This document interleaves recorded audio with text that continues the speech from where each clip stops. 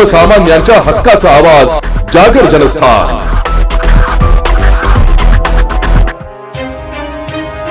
धुळ्यातून एक लक्षवेधी बातमी समोर आली आहे, जिथे एक दादा आम्हाला खेळायला जागाच नाही अशी व्यथा मांडत चिमुकल्यांनी थेट महापालिकेवर मोर्चा काढलाय।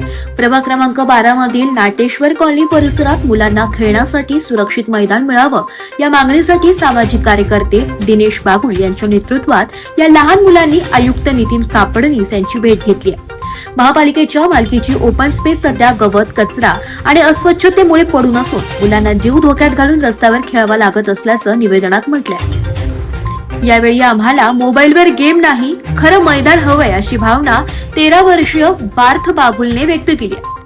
मुलांच्या या आंदोलनाची दखल घेत आयुक्त नितीन कापडणीस यांनी निवेदन स्वीकारलं आणि उपस्थित चिमुकल्यांना चॉकलेट देत 8 दिवसात जागेची पाहणी करून प्रस्ताव सादर करण्याचे आदेश उद्यान विभागाला देणार असल्याचं आश्वासन दिलंय। त्यामुळे आता या मुलांना लवकरच हक्काचं मैदान मिळण्याची आशा निर्माण झाली आहे।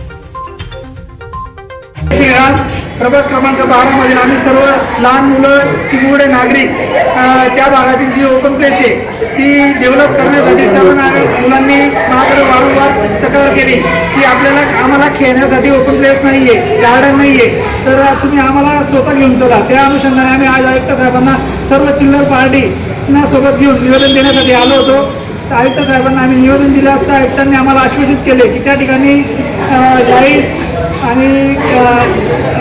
लाईट आणि प्युअर ब्लॉक आणि त्याचप्रमाणे जनसहभागातून आपण खेळणी वगैरे बसवून ते गार्डन आज चांगल्या तऱ्हेने डेव्हलप करू अशा शुभेच्छा। जागर जनस्थानसाठी रूपक बिरारी, धुळे।